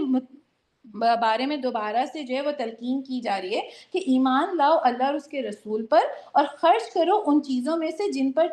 اس نے تم کو خلیفہ بنایا۔ جو لوگ تم میں سے ایمان لائیں گے اور مال خرچ کریں گے ان کے لیے بڑا اجر ہے۔ تمہیں کیا ہو گیا ہے کہ تم اللہ پر ایمان نہیں لاتے، حالانکہ رسول تمہیں اپنے رب پر ایمان لانے کی دعوت دے رہا ہے، اور وہ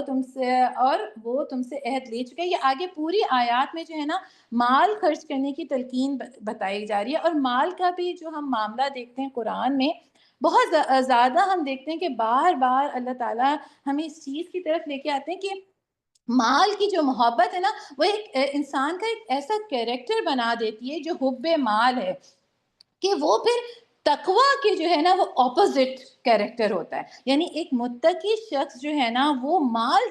جمع کرنے والا، یا اس کے دل میں مال کی محبت نہیں ہوتی، کیونکہ تقوی کا جو مقام ہے وہ دل بتایا گیا ہے، اور مال کی محبت جو ہوتی ہے نا وہ بھی دل میں ہوتی ہے۔ تو جس دل میں مال کی محبت ہوگی نا وہاں تقوی نہیں رہ سکے گا۔ پھر اس کے بعد آیت نمبر 10 میں اللہ تعالیٰ کیا فرما رہے ہیں کہ زمین اور آسمان کی تمام میراث یعنی اصل وارث تو اللہ ہی ہے جو زمین اور آسمان کا ہے، یعنی یہ ساری چیزیں جو مجھے دی گئی ہیں، مال کی محبت کا ہی پورا ٹاپک چل رہا ہے نا، تو اس میں یہ بتایا گیا ہے کہ جس چیز کو تم اپنی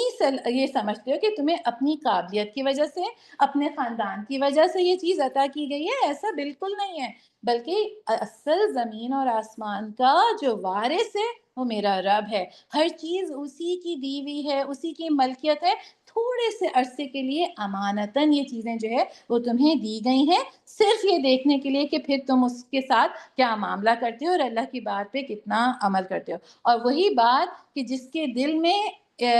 مال کی محبت ہوگی اس کے دل میں پھر تقویٰ جو ہے وہ جمع نہیں ہو سکتا۔ آگے پھر آیت نمبر 10، 11 اور 12 میں جو ہے یہ بات بتائی گئی ہے کہ جو فتح سے پہلے خرچ کریں گے اور جو فتح کے بعد خرچ کریں گے ان کا معاملہ یکساں نہیں ہے۔ دیکھیں یہ بات تو قرآن میں کئی جگہ مثالوں سے سمجھائی گئی کہ دانا جو جن کی آنکھیں ہیں اور جو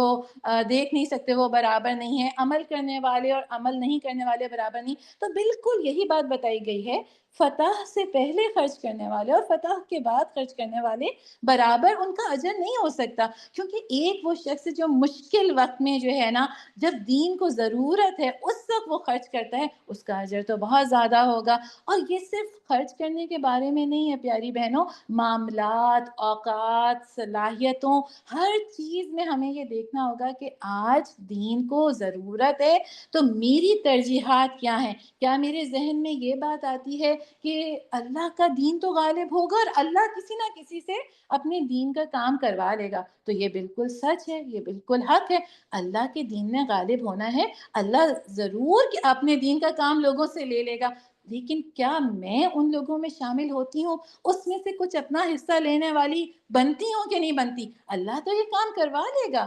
اللہ کی تو مخلوق بہت ہے جو کہ اس کام کو کرنے والی ہے۔ اصل چیز میری ترجیحات ہیں، جس وقت یا یہ کہ مجھے ایسا لگتا ہے ابھی میں گھر سے نہیں نکل سکتی، اس وقت میرے اوپر یہ ذمہ داری ہے، یہ مسائل ہیں، جینون بھی ہوتے ہیں، بالکل جینون ہوتے ہیں، ہم سب خواتین ہیں، مجھے خود اس چیز کا اندازہ ہے، بہت ساری ایسی ذمہ داریاں ماں کے اوپر، بیوی کے اوپر یا بیٹی کے اوپر ہوتی ہیں کہ انسان بہت سی چیزوں میں نہیں کر سکتا، لیکن ایسا تو نہیں نا کہ کچھ بھی نہیں کر سکتا، تھوڑا سا بھی وقت نہیں نکال سکتا، یا جو کام دیا جا رہا ہے اس کو ذمہ داری سے نہیں کر سکتا ہو، ایسا معاملہ تو نہیں ہے نا۔ تو بات بس صرف یہی ہے کہ ہم یہ دیکھنے والے ہوں اور اپنی ترجیحات کو تھوڑا سا سمجھنے والے ہوں کہ آج جب ہمارا بالکل معاشرہ جو ہے وہ دین کہیں عملاً کہیں نظر نہیں آتا، یعنی اسلامی نظام جو ہے وہ ہم کتابوں تک تو پڑھ رہے ہیں، تو اس وقت جو ہے وہ پھر اللہ کے دین کا کام، پھر اس کے بعد ان لوگوں کا ذکر کیا گیا ہے سورہ حدید میں ہی آگے، طویل سورہ ہے کیونکہ یہ بھی، تو ہم اس کے بعد کس چیز کا ذکر کیا گیا ہے آگے؟ اللہ تعالیٰ نے بتایا ہے کہ جن لوگوں کو اللہ تعالیٰ قیامت کے دن اللہ کا نور جو کہ پائیں گے، اور پھر وہی ایک سوال کہ کیا ابھی وہ وقت نہیں آیا کہ اہل ایمان کے دل اللہ کے ذکر سے پگھلیں؟ یعنی اللہ تعالیٰ یہ پوچھ رہے ابھی وہ وقت نہیں آیا؟ ایک دورہ قرآن، دوسرا دورہ قرآن، ایک رمضان، دوسرا رمضان، ایک کے بعد ایک سورہ، ایک کے بعد ایک کلاس، ایک کے بعد ایک یاد دہانی، لیکن کیا اہل ایمان کے اوپر ابھی وہ وقت نہیں آیا کہ ان کے دل پگھل جائیں، ان کی ترجیحات بدل جائیں، وہ فوکسڈ ہو جائیں، دوڑیں اللہ کی طرف؟ کس چیز کا پھر انتظار ہے؟ کیا اس وقت کا جس کی بار بار یاد دہانی ہم پڑھتے چلے آ رہے ہیں؟ اور دنیا کو کیا کہا ہے اللہ تعالیٰ نے اس میں سورہ حدید میں کہ یہ تو بس لعب، کھیل تماشا ہے، ایک لہو یعنی ایڈکشن، تفاخر کی جگہ، ایک دوسرے پہ فخر جتانے کو تم اس جگہ میں جو ہے وہ سمجھتے ہو کہ بہت کوئی ایک دوسرے کو نمایاں کرتے ہو، فخر جتاتے ہو ایک دوسرے کے اوپر، اور پھر تکاثر کی بات آ رہی ہے، یعنی جمع کرنا مال اور اولاد، یہ وہ چیزیں جو ہماری زندگیاں جس میں کھپی ہوئی ہیں، اس میں ہم ایک دوسرے کے اوپر جو ہے نا سبقت لے جانے کی کوشش میں لگے ہوئے ہیں۔ تو یہاں پہ کیا بات بتائی جا رہی ہے کہ سبقت کرنی ہے تو نیکی میں حاصل کرو، اور تاکہ مغفرت اور جنت کے حقدار بنو، اور آیت 23 اور 24 میں فخر اور بخل دونوں کو ناپسند فرمایا ہے۔ سورہ حدید آیت نمبر 23 اور 24 میں اللہ تعالیٰ نے نہ فخر جتانے والے کو پسند کیا اور نہ بخل کرنے والے کو پسند کیا، بلکہ میانہ روی کی بات ہمیں ملتی ہے۔ اور آیت نمبر 25 میں اللہ تعالیٰ نے ہمیں کیا بات بتائی ہے کہ اللہ نے رسول بھیجا، کتاب اتاری، میزان اور لوہا اتارا، ان ساری چیزوں کا آپس میں کنیکشن ہے۔ اللہ کا رسول جو ہے وہ اللہ کے دین لے کے آئے، کتاب لے کے آئے، کتاب میں کیا ہے؟ اللہ نے دین کی شریعت، نظام بتائی ہے، اور وہ نظام کس چیز پہ قائم ہوگا؟ میزان کے ذریعے قائم ہوگا، یعنی توازن کے ذریعے، توازن عدل کے ذریعے۔ ہم نے اس بات کو ابھی سورہ رحمان میں ابھی ہی سمجھا ہے کہ عدل اور توازن سے کیا مراد ہے۔ اور پھر اس کے بعد لوہا کا ذکر، یعنی یہ کہ اللہ کے نظام کو قائم کرنے کے لیے اگر طاقت کا بھی استعمال کرنا پڑے تو پھر طاقت کا استعمال کرو۔ آگے سورہ مجادلہ کی طرف ہم بڑھتے ہیں انشاءاللہ۔ سورہ مجادلہ جو ہے وہ اس کا جو زمانے نزول کا اشارہ ملتا ہے وہ غزوہ احزاب کے بعد کی ہے، کیونکہ یہ جو اس میں ایک اس زمانے میں عربوں کے ہاں ایک چلی آ رہی تھی کہہ لیجئے بات کہ وہ زہار کا جو ایک وہ ملتا ہے ہمیں، کیا کہیں گے اس کو، یعنی ان کے یہاں ایک رواج چلا آ رہا تھا، وہ زہار کیا کہلاتی تھی یہ سمجھ لیجئے کہ زہار کا قانون اس میں ہمیں سب سے پہلے سورہ مجادلہ میں ملتا ہے ہمیں، اور پھر اس کے بعد حضرت خولہ رضی اللہ تعالیٰ عنہا کو یہ اعزاز حاصل ہے کہ ان کی فریاد کے جواب میں جو ہے یہ آیات جو ہے وہ پھر نازل ہوئی ہیں۔ کیا مقام تھا اس وقت کی صحابیات کا بھی ہم دیکھتے ہیں، اور پھر اس کے بعد جو بات ہمیں مل رہی ہے کہ اس میں پوری شروع کی ساری آیات جو ہیں 1 سے لے کے 6 تک جو ہے وہ زہار کا قانون ہے۔ زہار کیا رواج تھا ان کے ہاں کہ اگر میاں بیوی کی لڑائی ہوتی تھی تو شوہر جو ہے وہ غصے میں بیوی کو یہ کہہ دیتا تھا کہ تم میرے لیے آج سے میری ماں کی طرح ہو، یعنی اس طرح کی بات وہ کر دیتا تھا، کسی بھی قسم کا یعنی وہ تعلق اپنی بیوی کے ساتھ نہیں رکھے گا۔ تو اس چیز کو سخت ناپسند کیا گیا ہے، اور یہ کہا گیا ہے کہ یہ جو ہے ناپسندیدہ عمل ہے اور اس کا کوئی تعلق پھر نہیں بتایا گیا، البتہ اگر یعنی روکنے کے لیے، اس رواج کو ختم کرنے کے لیے پھر اس میں یہ بتایا گیا کہ اگر کوئی شخص جو ہے اس قسم کا کام کر لے تو پھر وہ کیا کرے، اس کی جو بتائی گئی ہے کفارہ بتایا گیا ہے، وہ بتایا گیا ہے کہ یا تو وہ ایک غلام کو آزاد کرے، یا 2 ماہ کے پے در پہ روزے رکھے، یا پھر 60 مسکینوں کو کھانا کھلائے۔ یہ اس کا کفارہ بتایا گیا ہے کہ اگر کوئی یہ اس طرح کی بات اپنی بیوی سے کر لیتا ہے، اور ویسے بھی ہمیشہ بہترین بات جو ہے وہ منہ سے نکالنی چاہیے۔ پھر سورہ حدید میں جو ہے نا ہم کیا اور چیز دیکھتے ہیں کہ سورہ حدید میں ہم نے جو چیز دیکھی تھی کہ اللہ کے دین کی نصرت کی بات آئی تھی، کہ اللہ کی دین کی کامیابی کے لیے جان اور مال سے اپنے آپ کو کھپانا، یہ ہم نے سورہ حدید میں دیکھا تھا۔ اب سورہ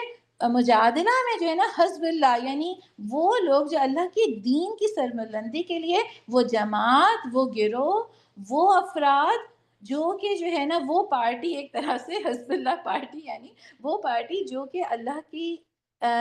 دین کی سربلندی کے لیے کوشش کر رہے ہیں نا، ان کے ساتھ اپنی مدد، اپنا زور لگانا، ان کو قوت فراہم کرنا، یہ پورا ٹاپک جو ہے وہ سورہ مجادلہ میں جو ہے وہ ہمیں ملتا ہے۔ یعنی اور پھر اس کے بعد اس کے علاوہ ہمیں آیت نمبر 7 سے لے کے 13 تک جو ہے نا وہ ہمیں محفل کے آداب یا اخلاقی تعلیم دی جا رہی ہے کہ اگر تم اپنی مجلسوں میں کوئی بھی نیا فرد آتا ہے تو اس کے لیے کشادگی پیدا کرو، اس کے لیے جگہ بناؤ۔ یعنی بعض دفعہ ایک کمرے میں لوگ بیٹھے ہوئے ہوتے ہیں تو بات کیا آ رہی ہے کہ اگر یعنی تم جو بھی نیا فرد آنے والا ہے اپنے درمیان اس کے لیے جگہ بناؤ، اور پھر ہمیں حدیث سے بھی یہ بات پتہ چلتی ہے کہ جو آنے والا فرد ہے اس کو بھی یہ چاہیے کہ وہ 2 لوگوں کے درمیان جو ہے وہ بیٹھنے کی کوشش نہیں کرے، بلکہ یہ پوری اخلاقی جو تعلیم جو ہے وہ ہمیں دی جا رہی ہے۔ اور پھر اس کے بعد اس میں جو ہے وہ نجوہ جیسی جو خرابی ہے اس کا ذکر ہے، یعنی جو سورہ مجادلہ ہے اس میں نہ صرف یہ کہ اس چیز کے بارے میں پورا بتایا گیا ہے کہ وہ لوگ، وہ جماعت جو کہ جو ہے وہ اللہ کے دین کی سربلندی کے لیے کھڑے ہوتے ہیں، ان کی مدد کرو ان کے ساتھ، بلکہ ساتھ ساتھ پھر جو ہے نا یہ بھی بتایا جا رہا ہے کہ ان کے اندر جو خرابیاں شیطان پیدا کرواتا ہے تو وہ کیسی خرابیاں ہیں، اور سرگوشیوں کے متعلق جو ہے یہاں پہ بتایا گیا ہے، جس کو نجوہ جو ہے وہ کہا گیا ہے کہ زیادہ تر ایسی سرگوشیاں جو ہیں وہ شیطان کی طریقوں میں سے ایک طریقہ ہے، اور ان میں کوئی خیر نہیں ہوتی۔ ٹھیک ہے، آگے ہم سورہ حشر کی طرف جو ہے اب بڑھتے ہیں۔ سورہ حشر جو ہے وہ کہہ لیجیے آگے آ رہی ہے، یہ بھی جو ہے صبح سے جو ہے وہ شروع ہو رہی ہے۔ یہ سب سے اس میں جو پورا ہمیں ذکر ملتا ہے قبیلہ بنو نذیر کے بارے میں، یہ اس کی جو شروع کی آیات ہیں وہ ہیں جب حضور صلی اللہ علیہ وسلم ہجرت کر کے مدینہ گئے تھے تو ہمیں یہ پتہ ہے کہ یہودیوں کے قبائل کے ساتھ، بنو قینقاع کے ساتھ اور بنو قریظہ کے ساتھ اور بنو نذیر کے ساتھ آپ صلی اللہ علیہ وسلم نے ایک معاہدہ کیا تھا جس میں یہ بات تھی کہ وہ مسلمانوں کے خلاف اگر کوئی آئے گا تو ان کی مدد نہیں کریں گے یہ یہودی جو ہیں۔ لیکن سب سے پہلے تو بنو قینقاع نے اس معاہدے کی خلاف ورزی کی، اور پھر اس کے بعد بنو نذیر نے کی، اور سب سے آخر میں بنو قریظہ نے بھی جو ہے وہ اس کی وہ کر لی تھی۔ اب یہاں پہ کیا معاملہ معاملہ تھا کہ جب انہوں نے معاہدے کی خلاف ورزی کی تو ان کو مدینہ سے بے دخل جب کیا گیا، تو وہ جب اپنے گھروں سے نکلے تو جو سامان وہ چھوڑ کے نکلے تھے ان کے بارے میں یہ خیال آیا مسلمانوں کو، مدینہ کے مسلمانوں کو، یہ بھی مال غنیمت ہے، تو اس کے بارے میں یہ پورا جو ایک قانون بتایا گیا ہے جو اموال فے کے نام سے اس میں ہمیں ملتا ہے، آیت نمبر 1 سے لے کے 6 تک کیا بتایا گیا ہے کہ وہ سامان جو کہ یہ اصول بتا دیا گیا ہے کہ جو بغیر لڑائی کیے یا بغیر تلواریں چلائے تم کو حاصل ہو جائے، یہ مال غنیمت نہیں ہے، بلکہ یہ مال جو ہے وہ کہاں جائے گا؟ بیت المال میں جو ہے یہ جمع کیا جائے گا، اور اس قانون کو جو ہے وہ اس قانون کو مال فے کے نام سے جو ہے وہ قانون بتایا گیا، اموال فے کے احکام کے جو ہمیں بتائے گئے ہیں، ٹھیک ہے؟ یعنی بغیر لڑائی کے جو مال مسلمانوں کے ہاتھ لگے وہ بیت المال میں جائے گا، وہ مال غنیمت نہیں ہے، آپس میں تقسیم نہیں ہوگا۔ یہ تو اس کا پہلا جو بات اس میں کلیئر ہوئی سورہ حشر میں۔ پھر اس کے بعد آیت نمبر 7 میں کیا بات آ رہی ہے؟ جو نبی تم کو دے وہ لے لو، اور جس سے روکے اس سے رک جاؤ، اللہ سے ڈرو، اللہ سخت سزا دینے والا ہے۔ یہ جو ہے نا یہ آیت نبی صلی اللہ علیہ وآلہ وسلم کا مقام جو ہے وہ ہمیں بتا رہی ہے، اور ساتھ ان کا اختیار بتا رہی ہے کہ اللہ تعالیٰ کیا کہہ رہے ہیں کہ جو اللہ کا نبی تمہیں دے وہ لے لو، اور جو جس چیز سے اللہ کا نبی تمہیں روکے اس سے رک جاؤ۔ تو یہاں پہ اب مجھے اپنا پورا جو ہے کہہ لیجئے کہ ایک اپنی اوپر اپنا جائزہ لینے کی ضرورت ہے، اپنا محاسبہ کرنے کی ضرورت ہے۔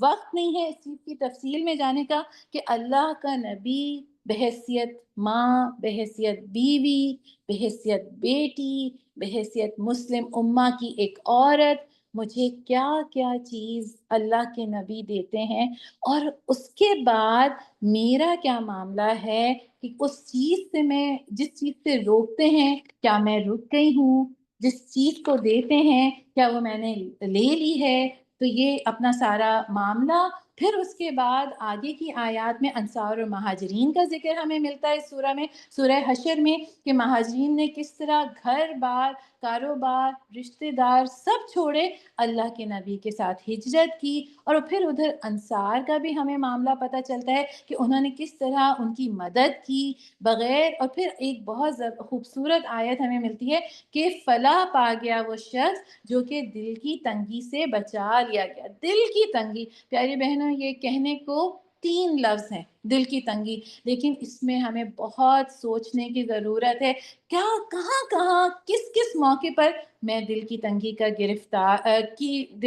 کی میں گرفتار ہو جاتی ہوں۔ کچھ ایسے رشتے ہیں جن کے معاملے میں دل کی تنگی میں گرفتار ہو جاتی ہوں، کچھ ایسے معاملات، کچھ ایسے دوست، کچھ ایسے ساتھی،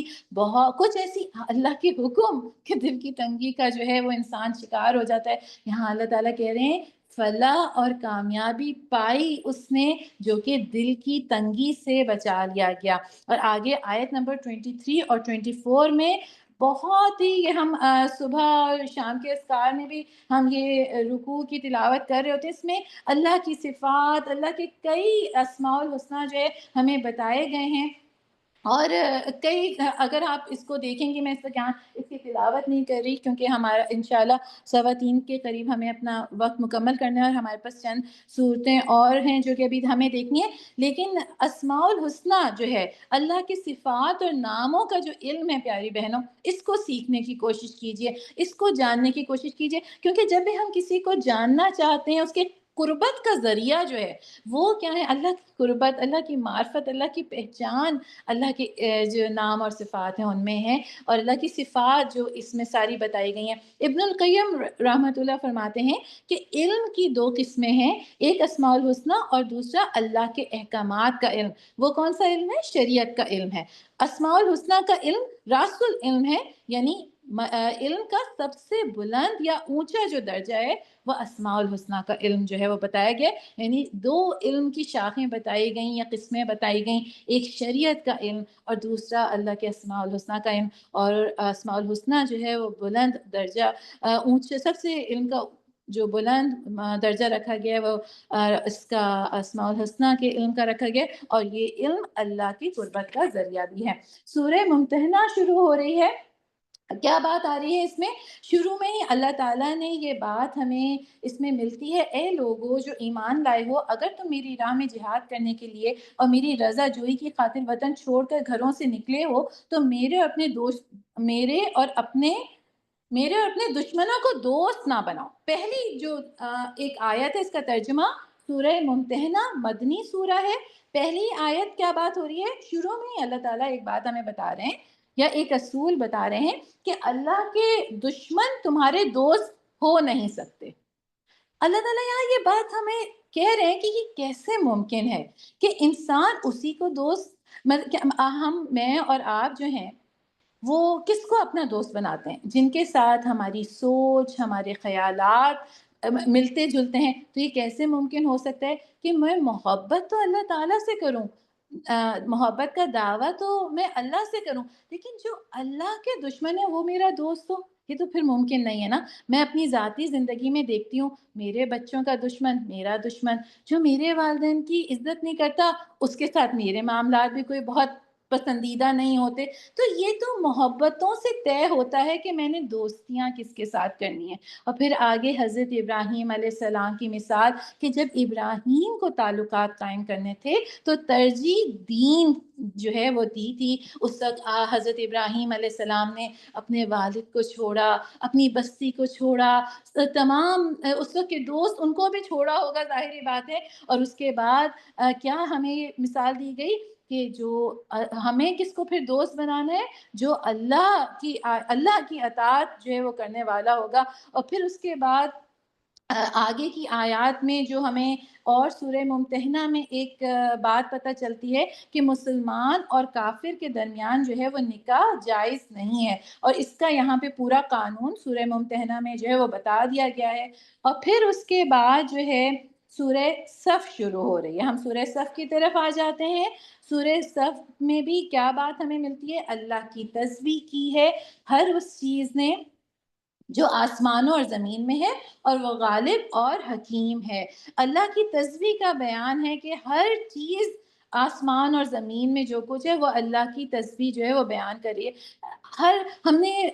حضرت سلیمان علیہ السلام کے قصے میں پڑھا، چونٹی کی بول رہی ہے۔ پھر ہم حضرت داؤد علیہ السلام کی بات کرتے تھے کہ پہاڑ ان کے ساتھ تسبیح بیان کرتے تھے۔ تو ہر اللہ کی مخلوق، کائنات کی چیز اللہ کی تسبیح بیان کری۔ مجھے اس کا شعور نہیں ہے، مجھے اس کی بولی سمجھ نہیں لگ رہی، مجھے اس کا طریقہ سمجھ نہیں لگ رہا۔ ہم نے پڑھا تھا کہ ہر روز سورج جو ہے وہ اپنا زمین جو ہے وہ وہی بات ہے کہ اپنا مشرق سے طلوع ہونے سے لے کے مغرب تک کے سفر کا آغاز اللہ سبحانہ تعالیٰ کی تسبیح سے، اللہ کی اجازت سے جو ہے وہ کرتا ہے، اور اس کے بعد یہ ساری کائنات کی چیز جو ہے وہ اللہ کی بڑائی بیان کر رہی ہے۔ پھر اس کے بعد جو سب سے پہلی بات بتائی گئی اس میں سورہ صف میں، اے لوگو جو ایمان لائے ہو، تم کیوں وہ بات کہتے ہو جو کرتے نہیں ہو؟ اللہ کے نزدیک یہ سخت ناپسندیدہ حرکت ہے۔ تم کہو وہ بات جو کرتے نہیں، یعنی تم وہ بات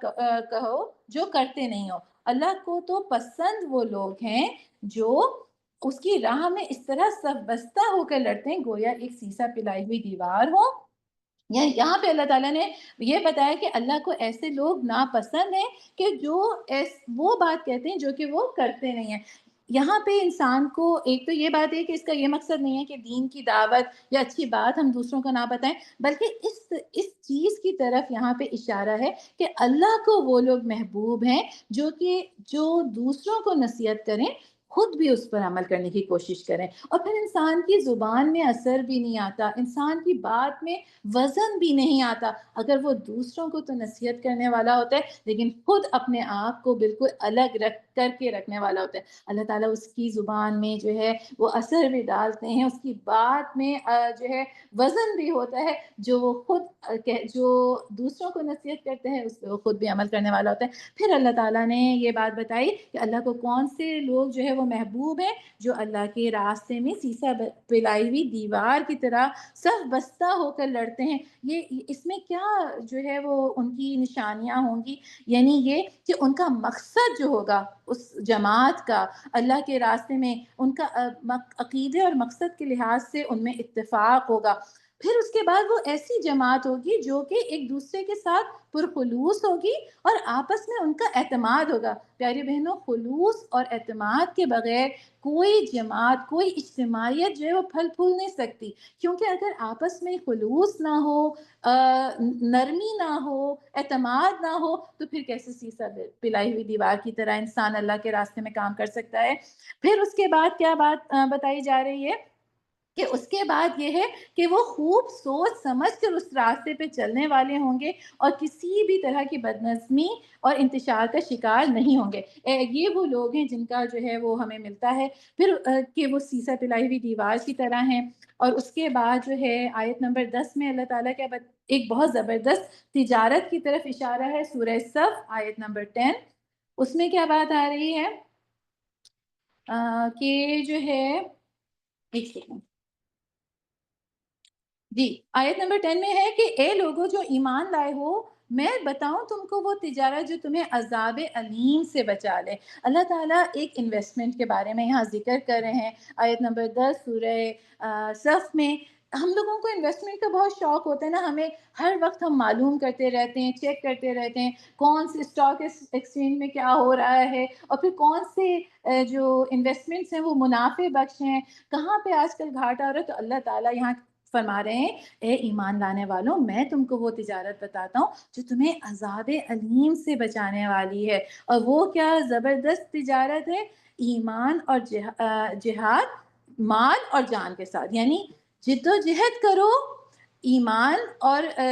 جو جد و جہد کرنی ہے اپنی مالوں کے ساتھ اور اپنی جانوں کے ساتھ. اور پھر فرمایا کیا، کونو انصار اللہ کی بات آ گئی ہے کہ اللہ کے مددگار بنو. اب ہماری کیا حیثیت ہے کہ ہم اللہ کے مددگار بنیں، لیکن اللہ تعالیٰ کی یہ قدردانی ہے کہ وہ اپنے بندوں کو جو ہے وہ اپنے دین کی جو ہے وہ کہہ رہے ہیں کہ دین کے راستے میں جو اللہ کی مدد کرتے ہیں وہ اللہ کے انصار اللہ ہیں. پھر اس کے بعد سورہ جمعہ شروع ہو رہی ہے. سورہ جمعہ جو ہے وہ اس میں سب سے پہلی آیات جو ہیں وہ ایک طرح سے نبی صلی اللہ علیہ وآلہ وسلم کی بعثت کو اللہ کا فضل قرار،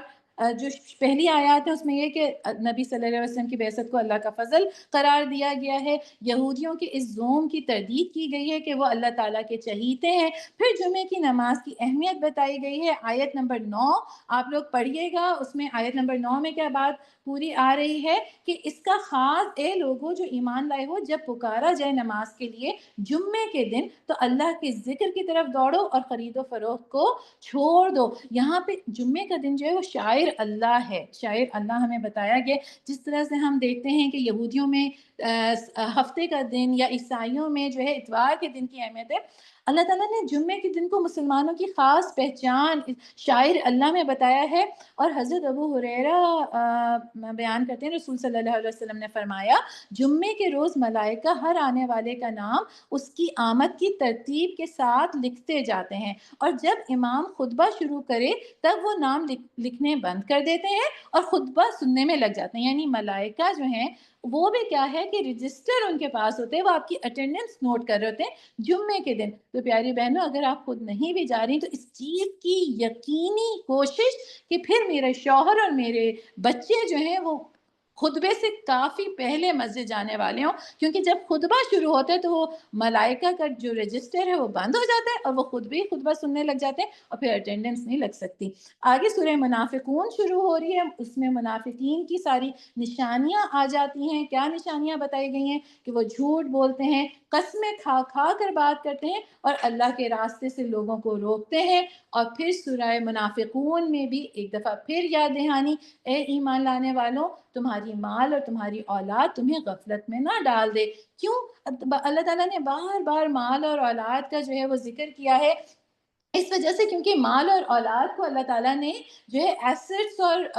یہ ارننگز جو ہے وہ انسان کی بتایا. انسان اس کو اپنا جو ہے یہ سمجھتا ہے کہ یہ میرے جو ہے کمائی ہے پوری نا. تو اور پھر اولاد جو ہے یا مال وہی ایسی چیز ہوتی ہے کہ ایمان کے تقاضوں سے یا اللہ کی نافرمانی میں مبتلا نہ کر دیں ان چیزوں کی محبت تم کو. ان کی محبت اولاد کا فیوچر بنانے کے چکر میں، یا یہ کہ ان کی خواہشات کے پیچھے تم ایمان کے تقاضوں سے غافل ہونے والے نہ بن جانا. تو اللہ تعالیٰ نے کہا ہے کہ کہیں مال اور تمہاری اولادیں جو ہیں تمہیں غفلت میں ڈالنے کا باعث نہ بنے. سورہ تغابن کا جو ہے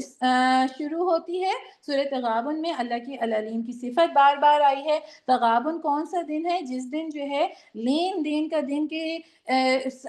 پورا وہ معاملہ، وہ منظر ہمیں بتایا گیا ہے کہ کس طرح سے اس دن نیکیاں جو ہیں، یعنی کسی کا ہم نے حق مارا ہوگا یا کسی کے ساتھ برائی کی ہوگی تو پھر صرف نیکیوں کا لین یہ ہوگا کہ اس کے گناہ جو ہے وہ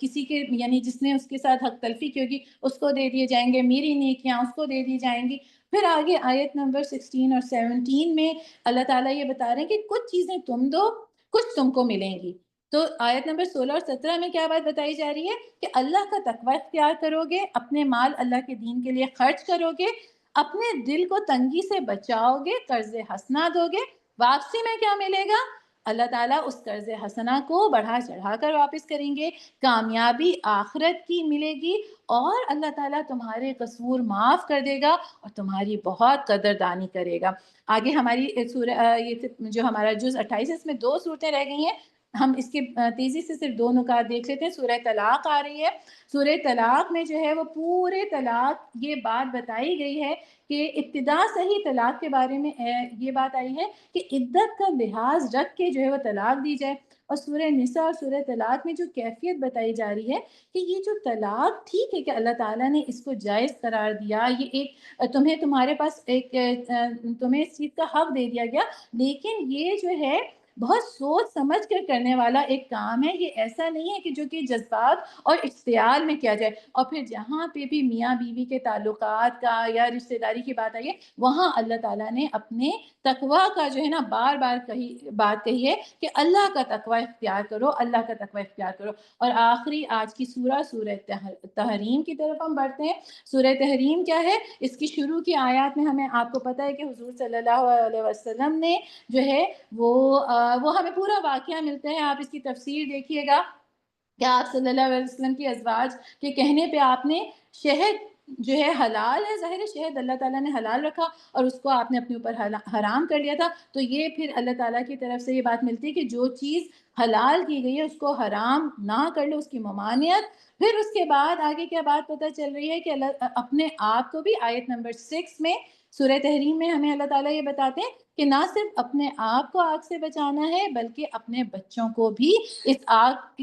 کا ایندھن بننے سے بچانا ہے. پھر آیت نمبر 8 میں توبۃ النصوح کی بات آ رہی ہے، ایسی خالص توبہ جو کہ ریا سے اور نفاق سے، جس میں نہ ہو سچے دل سے گناہوں پر شرمندگی ہو، کفار اور منافقین اور اس کسی کا حق نہیں مارا ہو، اگر کسی کا حق مارا ہو تو اس کا ازالہ کر دینا، اور سچی اور خالص توبہ کو توبۃ النصوح کہا گیا.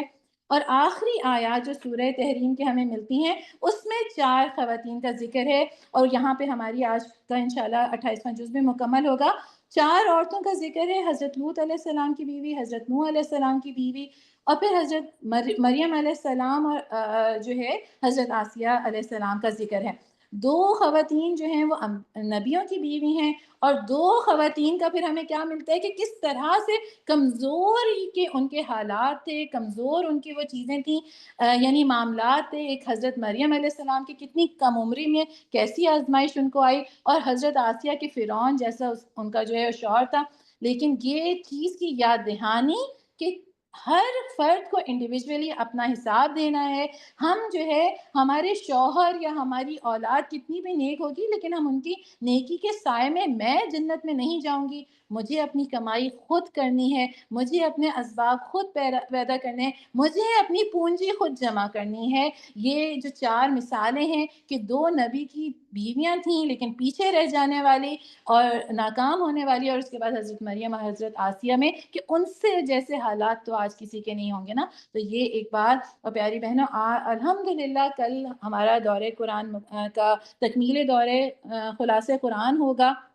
بس یہاں پہ ایک چھوٹی سی بات، اور آج میں نے آپ کا تھوڑا وقت بھی زیادہ لے لیا ہے، لیکن یہ کہ اصل جو چیز ہے کہ اب تک ہم جتنا قرآن پڑھتے چلے آئے، شروع سے ہر کلاس میں ہماری یہ یاد دہانی کہ ہم جتنی آیات پہ سے گزر رہے ہوتے ہیں ان کو صرف علم حاصل کرنے کے لیے نہیں بلکہ اپنی عمل میں لے کے آئیں. اور عمل میں ہم کس طرح لے کے آئیں گے کہ جس طرح اگر ہم کسی فرد کو دیکھتے ہیں نا کہ جس کی کہہ لیں کہ اگر نظر بہت کمزور ہوتی ہے تو جب تک وہ اینک نہیں لگائے، گلاسز اپنے نہیں لگائے، تو اس کو یہ ساری کائنات، اس کی تصویریں، چلتے پھرتے انسان، یہ سب ایک دھندلے عکس دکھائی دیتے ہیں. لیکن جیسے ہی وہ اپنے گلاسز لگا لیتا ہے تو اس کو ہر چیز صاف دکھائی دینے لگتی ہے. تو پیاری بہنوں، یہ جو قرآن ہے نا، یہ اللہ تعالیٰ نے مجھے دیکھنے کے لیے، اس دنیا کی ریئلٹی کو سمجھنے کے لیے یہ گلاسز دیے ہیں، یہ اینک دی ہے کہ جب تم اللہ کی قرآن کی آیات کے جو پیمانہ ہے اس میں اس دنیا کو پرکھو گی، تب تمہیں پتہ چلے گا کہ یہ جو ساری زبردست زینت دکھائی دیتی ہے یہ کس قدر خسارے کا سودا ہے. تو ہمیں دنیا کو بھی جانچنا ہے، اپنے معاملات بھی دیکھنے، اللہ کی آیات کی جو پیمانہ ہے اس میں. اللہ تعالیٰ جو کچھ پڑھا اس کو ہمارے حق